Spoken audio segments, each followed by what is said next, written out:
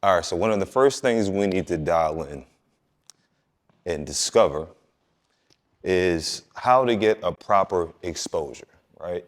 A camera does many things. One of the main things it does, especially when you shoot in a mode we call manual, is it gives you the proper exposure. Exposure just means not too dark, not too light, right? I always like to use the story Goldilocks and the Three Bears. Like one porridge was too hot, one porridge was too cold, and then it was like just right. This is what the exposure triangle gives you. Perfect lighting, right? A perfect picture. Again, not too bright, not too dark. Now, to get what we call the proper exposure, there's four components, right?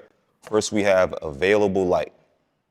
After the available light, we have these three windows, which we're gonna go over now. I'm gonna explain what the three windows do, the effect that they give you, and how you use them to get the perfect porridge, or in your case, the perfect exposure, right?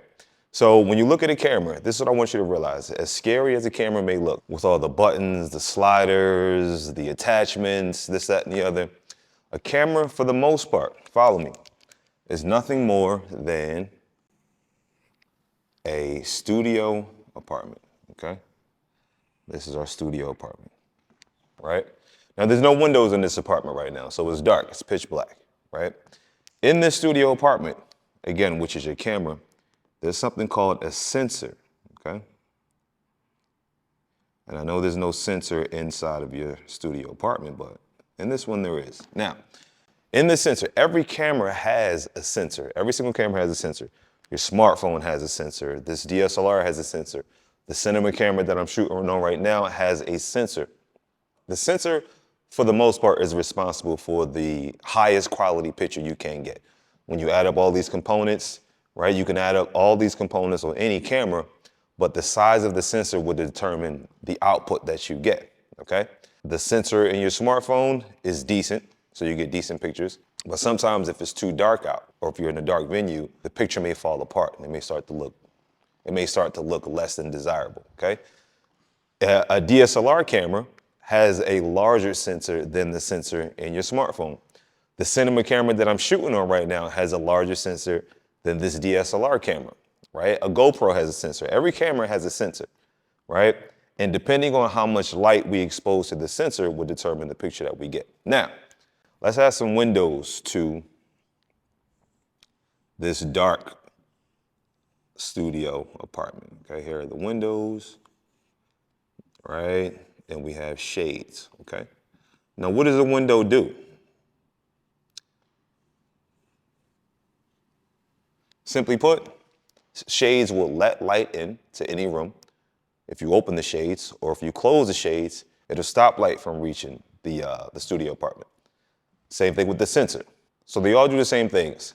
They bring light into the studio apartment or they stop light from coming into the studio apartment. The only differences between the three windows is the effect that you're going for, okay? This first window is what we call shutter speed. Shutter speed, okay? Put SS. Shutter speed is responsible for motion blur, right? If you use this in picture form, the lower that shutter speed, the more motion blur you'll actually see, similar to video. The lower that shutter speed, the more motion blur you'll see, okay? The higher the shutter speed, the more it freezes motion.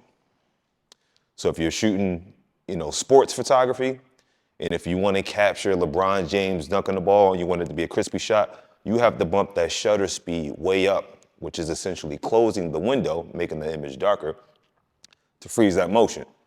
If you're shooting NASCAR, right, like races, and you want to be artistic and show sort of like the speed, some of the speed of the car, then you would just lower that shutter speed, which is essentially opening up the window, right? But we'll get into that in a second. So later on in the video, you'll hear me reference the fact that you can get the same type of exposure, like the same look, the same darkness, the same brightness, many different ways. It just depends on the effect that you're going for. So I'm going to show you now the differences between shutter speeds. This number here, this is our shutter speed, which is measured in fractions. This is 1/48th of a second.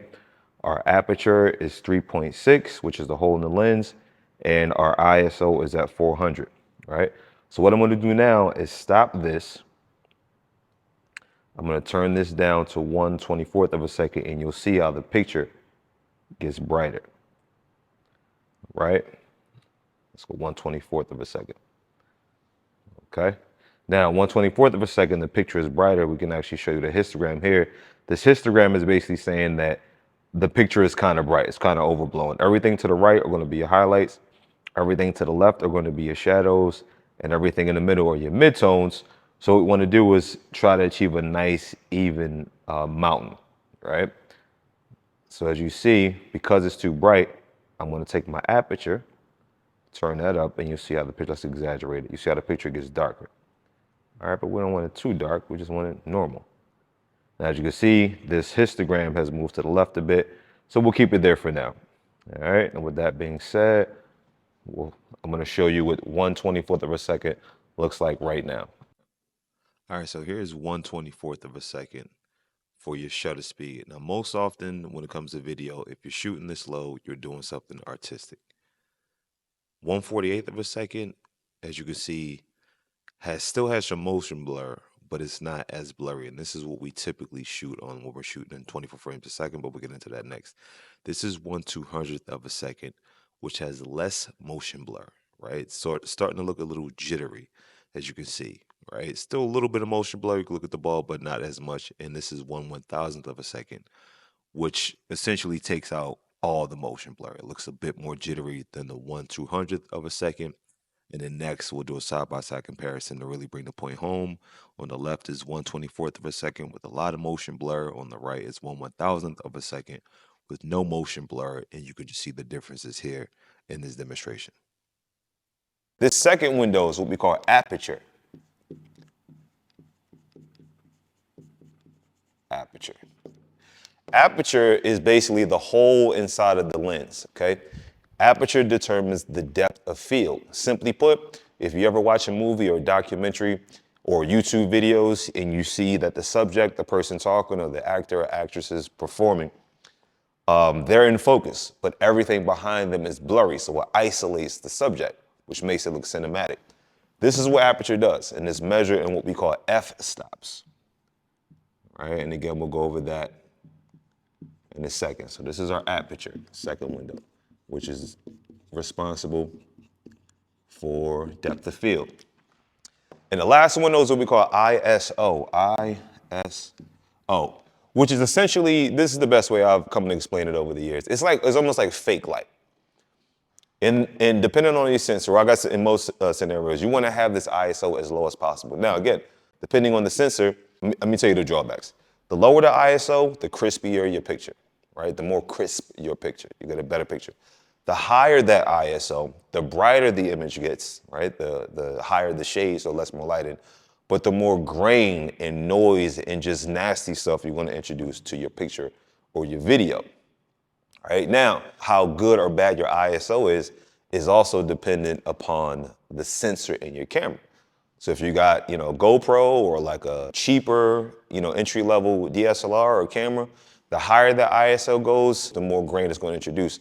Now, on a cinema camera, like I'm filming myself with now, I can bump my ISO up a lot and it'll make the image brighter, but it won't introduce noise because I have a larger sensor in my camera, right?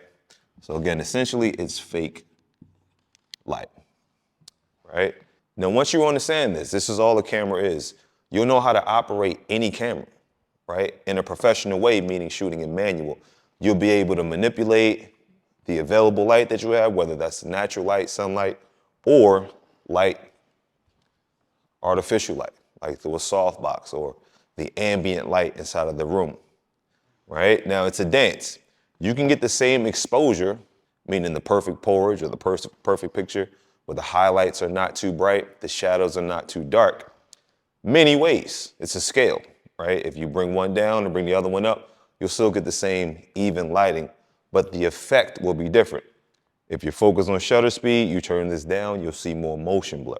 If you turn the shutter speed up, you get more crisp photos or images. With the aperture, if you have a lower aperture, it'll let more light in, which will make your background blurrier. If you turn the aperture up, which essentially makes the image darker, more things will be in focus. Your subject will be in focus and your background will be in focus. ISO, if you focus on ISO, the lower the ISO, the more crisp your image. The higher that ISO, depending on your sensor, the more grain and dust and just nasty stuff you'll introduce to your image, which you may not want to do, right? So once you understand the dance between these four, available light, shutter speed, aperture, ISO, you'll then be on your way to getting the crispy, professional looking shots that you're looking for.